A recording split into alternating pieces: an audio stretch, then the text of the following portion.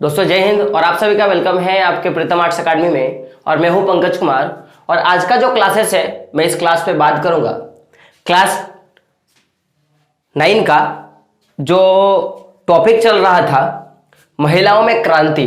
ठीक है, यानी कि या फिर बोल सकते हैं कि महिलाओं की राजनीतिक भूमिका पूरी क्रांति में। तो आज उसी टॉपिक का एक छोटा सा पार्ट है और ये बहुत इंपॉर्टेंट पार्ट है। और वो पार्ट क्या है कि एक महिला क्रांतिकारी थी जिनका नाम था ओलंप द गुज। क्या नाम था? ओलंप द गुज। तो हम लोग इसी के बारे में बात करेंगे कि किस तरह इस महिला क्रांतिकारी ने पूरी जो क्रांतिकारी थी महिलाओं के प्रति, या जो महिलाएं सक्रिय रूप से क्रांति में भाग लेना चाहती थी, तो इस महिला ने द गुज ने किस तरह से उनके जीवन में परिवर्तन लाया और किस तरह से राजनीतिक पूरी जो सत्ता थी उस सत्ता में अपना हस्तांतरण किया और महिलाओं का हस्तांतरण करवाया और महिला सक्रिय रूप से भाग लेने लगे किसमें? राजनीतिक व्यवस्था पे। तो हम लोग इस पे डिस्कशन करेंगे आज के क्लास में। तो सबसे पहली बात कि इससे पहले हम लोगों ने पढ़ा था कि महिलाएं जब सक्रिय रूप से आंदोलन में आई तो उनका बस एक ही मोटिव था कि जिस तरह से एक पुरुष को अधिकार दिया जाता है एक राजकाज में, तो उसी तरह महिलाओं को भी अधिकार दिया जाए। क्योंकि महिलाएं भी क्या होती हैं कि जन्म से ही, या मैं बोलूंगा कि प्रत्यक्ष रूप से या अप्रत्यक्ष रूप से किसी ना किसी तरह से वो देश के लिए या देश के क्रांति के प्रति, देश के हित के प्रति क्या करती है? लड़ाई लड़ती हैं। तो आज का टॉपिक जो है वो एक ही महिला पे डिपेंड है। आज मैं पूरी महिलाओं की बात नहीं करूंगा, बस एक महिला का बात करूंगा जिसने पूरी सामाजिक स्थिति को बदल दिया और हर एक महिला को समानता का हक, हर एक महिला को राजनीतिक काज में हक देने का काम किया। और वो महिला कौन था? ओलंप दे गुज। क्या नाम था? ओलंप दे गुज। तो अगर मैं बात करूं क्रांतिकारी महिला ओलंप दे गुज का, तो सबसे पहले आप लोग जान लो कि महिलाओं की जो फ्रांस की जो क्रांति थी उसमें सबसे, मैं अगर बात करूं अहम भूमिका का या सबसे ज्यादा जो क्रांति में योगदान देने वाली जो महिला थी उसका नाम क्या था? ओलंप द गुज। और यह सबसे ज्यादा राजनीतिक रूप से महिलाओं के लिए, सबसे ज्यादा महिलाओं के लिए क्या किया? ये सबसे आगे बढ़ के आई और ये सबसे ज्यादा महत्वपूर्ण भूमिका निभाया कि राजनीतिक अधिकार देना है महिलाओं को। इसलिए तो ऐसा क्या था, किन कारणों के वजह से ओलंप दे गुज को, मैंने क्या बोला, किन कारणों के वजह से ओलंप दे गुज को राजनीति में सबसे महत्वपूर्ण भूमिका दिया गया कि इन्हीं की वजह से आज महिलाएं समानता का और कानून के प्रति अधिकार व्यक्त कर पा रही है और अपना समानता जाहिर कर पा रही है। तो इसका कारण क्या था? हम लोग पहले कारण पर डिस्कशन करते हैं। तो कारण क्या था कि इनका मानना था कि जो भी संविधान बना है फ्रांस में, जो भी संविधान बना, जो नया संविधान बना, तो उस संविधान में चाहे आप पुरुष का बात कर लो या जो नागरिक घोषणा पत्र का बात करो, तो जो भी बना वो महिलाओं के खिलाफ था, महिलाओं के आदर्श के खिलाफ था, महिलाओं के राजनीति के खिलाफ था। इसलिए ओलंप दे गुज ने क्या किया? संविधान का तथा पुरुष एवं नागरिक घोषणा पत्र जो बनाया गया था उसका क्या किया? सबसे ज्यादा क्रूर रूप से विरोध किया।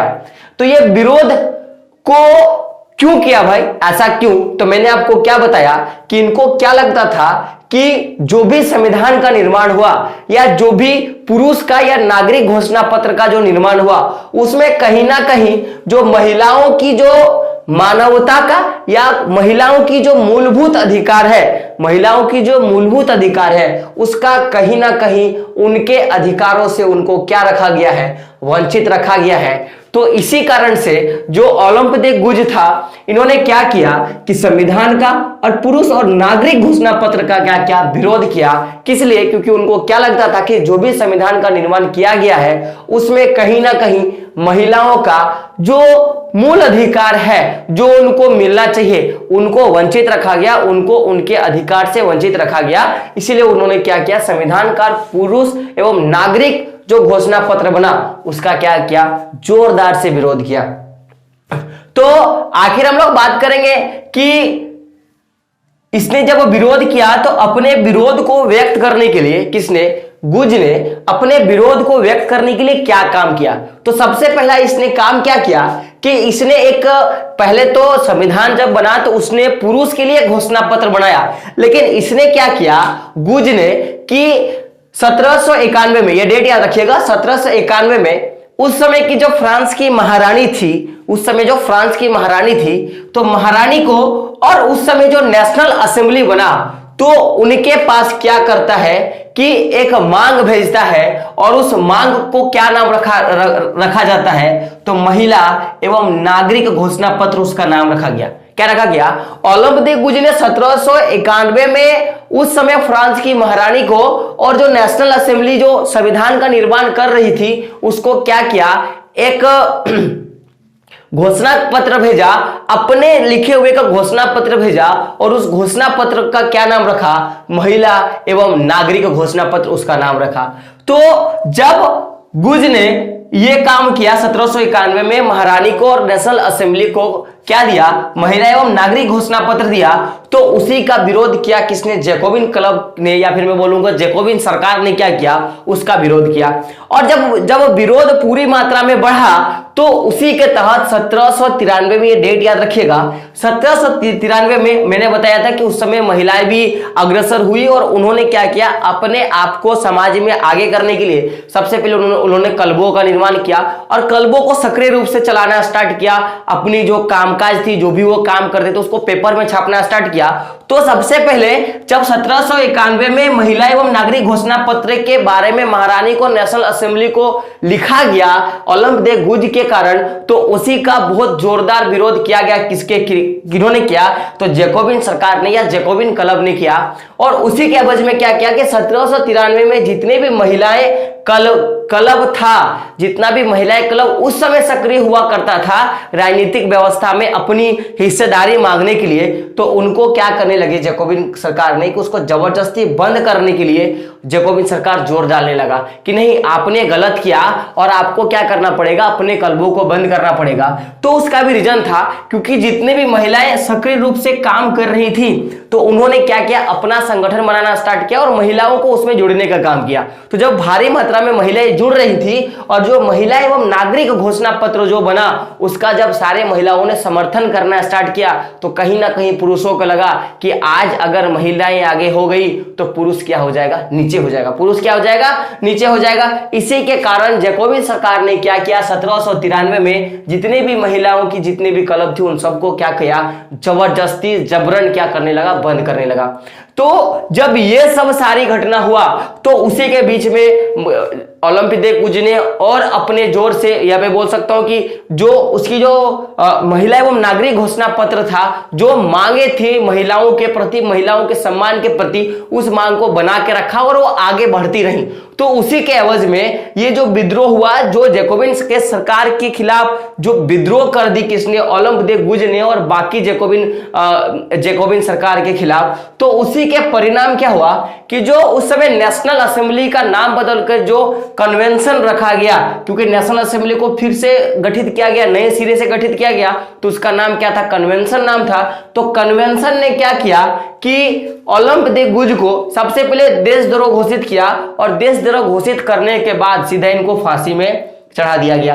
तो ये जो पूरी घटनाएं थी, ये ओलंप दे गुज की घटना थी कि सबसे पहली बात कि ये महिलाओं को राजनीतिक अधिकार देने में सबसे अहम भूमिका निभाई थी। कारण क्या था कि इनको लगता था कि जो भी संविधान बना, या जो भी पुरुष घोषणा पत्र या जो भी नागरिक घोषणा पत्र बना, उसमें कहीं ना कहीं महिलाओं की जो मानवता का या जो छोटा छोटा जो मूलभूत अधिकार होता है, जो मानवीय अधिकार है महिलाओं का, उसका कहीं ना कहीं खंडन किया गया, उनको कहीं ना कहीं वंचित रखा गया। तो उसी के खिलाफ इन्होंने क्या किया कि 1791 में उस समय की जो महारानी थी और जो नेशनल असेंबली थे, उनके पास अपने मूलभूत अधिकार के मांगों को लेकर एक पत्र लिखा। और जो पत्र लिखा उनमें जो भी सारी मांग थी, मैं हम लोग मांग के भी बारे पढ़ेंगे, तो उन्हीं मांग के कारण क्या किया कि जैकोबिन सरकार जो उस समय सरकार बना रही थी, जो सरकार चला रही थी, तो उन्होंने क्या किया 1993 में कि जितने भी महिलाओं का क्लब शुरू हुआ, उनको जबरदस्ती बंद कराना शुरू कर दिया। तो जब जैकोबिन सरकार के खिलाफ ओलंप दे गुज ने नहीं माना, और ये संविधान का और पुरुष घोषणा पत्र का जब और जोरदार से मैं बोल सकता हूं कि जब विरोध करना शुरू किया, तो उसी के एवज में नेशनल कन्वेंशन जो फिर से जो नेशनल असेंबली को जब फिर से सुचारू रूप से फिर से जब चालू किया गया, फिर से नए संविधान लिखने के तौर पे, तो उनका नाम कन्वेंशन रखा गया। तो उसने क्या किया, ओलंप दे गुज को देशद्रोह घोषित किया और उनको फांसी पे चढ़ा दिया। तो ये जो पूरी कहानी थी ये ओलंप दे गुज का था। अब हम लोग बात करते हैं कि आखिर 1791 में ओलंप दे गुज ने ऐसा क्या मांग रखा, ऐसा क्या मूलभूत अधिकार का मांग रखा जिसके कारण जैकोबिन सरकार ने उनको देशद्रोह घोषित किया, जिसके कारण जैकोबिन सरकार ने उनको फांसी पे चढ़ा दिया। तो हम लोग इसके बारे में डिस्कशन करेंगे। यहां मैंने क्या बोला कि ऐसा क्या मांग रखा, ऐसी क्या मूलभूत अधिकारों की मांग रख दी ओलंप दे गुज ने कि जैकोबिन सरकार ने उनका विरोध किया, सारी महिलाओं की जितने भी क्लब था उनको बंद किया गया, साथ में इनको फांसी पे चढ़ा दिया गया। ऐसा क्या मांग था, तो हम लोग इसके बारे में देखेंगे, ठीक है। लेकिन उससे पहले बता दूं कि जो लोग चैनल पे नए हैं, सबसे पहले क्या करना है, प्रीतम आर्ट्स अकेडमी को सब्सक्राइब कर लेनी है और ये जो वीडियो है इसको आपको आपके दोस्तों तक शेयर करना है। क्यों? क्योंकि इस टॉपिक से आपको क्वेश्चंस आने वाले हैं और आप ये 100% लिख लो, और जब आपको क्वेश्चन मिल जाएगा तो एक बार आप जरूर याद करोगे कि मैंने पंकज सर का प्रीतम आर्ट्स अकेडमी का चैनल देखा था, तब मेरे को क्या हुआ है कि मेरे को इसका नंबर पता चला है, ठीक है। तो हम लोग अब आगे का टॉपिक पे देखते हैं। तो ओलंप दे गुज का जो घोषणा पत्र था, जो 1791 में उस समय की महारानी और जो नेशनल असेंबली जो सरकार बना रही थी, जो उसको महिलाओं के प्रति जो मूलभूत अधिकार थे उनके लिए उन्होंने एक पत्र लिखा और उस पत्र में मांग था कि महिलाओं को ये अधिकार मिलना चाहिए। तो अधिकार क्या क्या था, हम लोग इस टॉपिक पे थोड़ा डिस्कशन करते हैं। तो सबसे पहले ओलंप दे गुज ने लिखा कि जो भी महिलाएं जन्मजात, जो भी महिलाएं जन्म लेती हैं या जो भी औरत जन्म लेती है, उनको जन्म से ही वो स्वतंत्र है। वो क्या है, जन्म से ही स्वतंत्र है और उनको जिस तरह पुरुषों को अधिकार मिलता है उसी तरह उनको पुरुषों के साथ समान अधिकार मिले। पहला मांग क्या था कि जिस तरह औरत जन्मजात स्वतंत्र है, वो जन्म से ही स्वतंत्र है, उसी तरह पुरुषों के समान उनको क्या मिलना चाहिए, समान अधिकार मिलना चाहिए। ये पहला मांग था दा गुज का महिलाओं के प्रति। दूसरा मांग क्या था कि जितने भी अब संप्रभुता के स्रोत को देखोगे, अगर आज राष्ट्र किसी ना किसी तरह से आजाद है, राष्ट्र किसी ना किसी तरह से आजाद है, तो उसका जितना भी स्रोत है, जितने भी स्रोत के कारण आज राष्ट्र आजाद हुआ है, तो उसमें पुरुष ने भी भागीदारी दिया है और महिलाओं ने भागीदारी दिया है। उसके कारण राष्ट्र आज आजाद है। तो केवल पुरुषों को ही अधिकार ज्यादा मात्रा में मिला, हमको ज्यादा अधिकार नहीं मिला, ऐसा सही बात नहीं है। तो इसके लिए क्या बोला कि संप्रभुता के जितने भी स्रोत है राष्ट्र में निहित है। आज देश अगर आजाद है, जिन भी स्रोतों के कारण देश आजाद है, उसमें जो भी पुरुष और जो भी महिलाएं भाग लिया है, उन सबको संघ बनाने का आदेश दिया जाए। ऐसा नहीं कि केवल पुरुषों को ही अपने आप को आगे रखने का, अपने आप को देश के प्रति समर्पण करने का भाव दे, हमें भी उस लड़ाई में आगे रखने का काम करे। ये किसने बोला? ये ओलंप दे गुज की दूसरी मांग थी। अगर हम तीसरी मांग की बात करें तो इसने क्या बोला कि सभी राजनीतिक संगठनों का लक्ष्य पुरुष एवं महिलाओं के नैसर्गिक अधिकारों को बचाने का है। यानी कि सीधा सा फंडा है कि जो भी राजनीतिक संगठन आज अस्तित्व में है, उनका बस एक ही काम होना चाहिए, जितना भी पुरुष है और जितने भी महिला है, उनकी जो छोटी जो अधिकार है, जो उनकी एकदम न्यूनतम जो छोटी अधिकार है, नैसर्गिक अधिकार है, जो उनको जरूरी है, उनको क्या करना है, उनको बचा के रखना है। ऐसा नहीं कि उनका खंडन करना है, उनको वंचित करना है। तो अब बहुत से बच्चे बोलेंगे सर नैसर्गिक के बारे तो आपने बोला कि जो अधिकार मिलता है, जो जन्मजात अधिकार, जो इंपॉर्टेंट है, जो नेसेसरी है, वो अधिकार। तो आप मेरे को बताइए कि वो अधिकार क्या क्या है। तो बाबू देखो, वो अधिकार है स्वतंत्रता का अधिकार, संपत्ति का अधिकार, सुरक्षा का अधिकार, शोषण के प्रति विरोध का अधिकार। ये सारी जो अधिकार है वो एक पुरुष को भी मिलना चाहिए और एक स्त्री को भी मिलना चाहिए, पुरुष को भी मिलना चाहिए और एक स्त्री को भी मिलना चाहिए। तो इसीलिए ओलंप दे गुज ने बोला कि जितने भी राजनीतिक संगठन है, उनका बस एक ही लक्ष्य होना चाहिए कि जो भी स्त्री पुरुष है, उनके नैसर्गिक अधिकारों को बचा के रखना चाहिए। और वो अधिकार क्या क्या है? स्वतंत्रता का अधिकार, संपत्ति का अधिकार, सुरक्षा का अधिकार और शोषण के प्रति विरोध का अधिकार। इन सबके प्रति जितने भी राजनीतिक दल है, उनका सपोर्ट होना चाहिए और उनका समर्थन होना चाहिए, उनको बचा के रखने के लिए। उसके बाद ये 5वां नंबर का मैं बात करूं कि 5वां नंबर उस अधिकार में क्या था कि कोई भी महिला अपवाद नहीं है। ऐसा नहीं कि वो राजा घर की महिला है या वो कुलीन वर्ग की महिलाएं हैं तो उनको पढ़ने का अधिकार दिया जाए। हम लोगों ने पढ़ा था कि जो महिलाएं कुलीन वर्ग की थी उनको पढ़ने का अधिकार था, और जो लोग मध्यम वर्ग के थे या जो निम्न वर्ग के थे उनको पढ़ने का अधिकार नहीं था। उनका क्या काम था हम लोगों ने इससे पहले टॉपिक पे देखा था, आप वो जाके देख लेना। तो बोला है कोई भी महिलाएं अपवाद नहीं है, सभी को विधि की प्रक्रिया यानी कि कानून बनाने की प्रक्रिया में उनको अपराध ठहराया जा सकता है, गिरफ्तार किया जा सकता है, नजरबंद किया जा सकता है, तथा पुरुषों के लिए महिलाओं भी कानून का कठोर पालन करेंगे। ऐसा नहीं है कि कोई महिलाओं को अपवाद में रख दिए कि नहीं उसमें कोई कानून थोपा नहीं जाएगा। चाहे आप कानून के समक्ष कानून के समक्ष अगर आप उसको दोषी पाते हो, उसको अपराधी पाते हो, तो उसको भी गिरफ्तार करो, उसको भी नजरबंद करो। और साथ साथ में जिस तरह पुरुष कानून का कठोरता से पालन करता है उसी तरह हर एक महिला का कर्तव्य है कि वो भी क्या करेगा, कानून का कठोरता से पालन करेगा। ये 5वां नंबर का क्या था, घोषणा पत्र में मूलभूत अधिकार में लिखा था किसने, ओलंप दे गुज ने। अब अगर मैं बात करूं 6ठा नंबर का, तो 6ठा नंबर के अधिकार में उसने क्या लिखा कि कानून जो बनेगा वो इच्छा अभिव्यक्ति होनी चाहिए। ऐसा नहीं कि आपने कानून बना दिया और उस कानून में कोई अपने बारे में कुछ प्रकट ही नहीं कर सकता कि उसके मनोभाव क्या है, वो अपना कुछ बोल ही नहीं सकता, ना सरकार के प्रति, ना देश के प्रति, ना देश की जनता के प्रति। तो ऐसा कानून नहीं होना चाहिए, ये भी उन्होंने लिखा, किसने, ओलंप दे गुज ने लिखा। साथ में अगर 7वां नंबर का मैं बात करूं, 7वां नंबर की जो मांग थी वो क्या था कि सभी स्त्री एवं पुरुष, क्या लिख रहा है कि सभी स्त्री एवं पुरुष या तो व्यक्तिगत रूप से या वो अपने प्रतिनिधियों के माध्यम से जो भी विधि निर्माण होगा उसमें दखल होना चाहिए। यानी कि सीधा सा है कि चाहे स्त्री का बात करो चाहे पुरुष का बात करो, या तो वो डायरेक्टली या इनडायरेक्टली क्या होना चाहिए कि जो भी कानून बनाया जाएगा या जो भी चीजें पारित की जाएगी उस पे उनका क्या होना चाहिए, दखल होना चाहिए। चाहे वो डायरेक्टली जाके करे या क्या करे, या किसी के प्रतिनिधि यानी कि अपने मंत्रियों के द्वारा करे। और ये 8वां नंबर का जो लास्ट उनका मांग था, वो मांग क्या था कि सभी को अपनी योग्यता एवं प्रतिभा के बल पर समान रूप से एवं बिना किसी भेदभाव के हर तरह के सम्मान व सार्वजनिक पद के हकदार होना चाहिए। यह इनकी लास्ट मांग थी। लास्ट मांग क्या है कि जिस भी व्यक्ति का जो भी योग्यता है, वो पढ़ा है नहीं पढ़ा है, उनके पास जिस भी तरह का टेक्नोलॉजी है उसके हिसाब से या उसके पास जो भी प्रतिभा है उस प्रतिभा के बल पे उसको सम्मान देना चाहिए। ऐसा नहीं कि राजा घर का है तो उसको अलग कुछ सम्मान मिले, अगर वो गरीब घर का है तो कुछ सम्मान मिले। अगर वो पढ़ा लिखा है, अगर वो योग्यता है, उसके पास नॉलेज है, तो उसको चाहे आप भेदभाव उस पर नहीं करना है और उसको क्या करना है, सार्वजनिक तौर पे जो उसको उस पद के लिए जो हकदार है वो पद उसको मिलना चाहिए।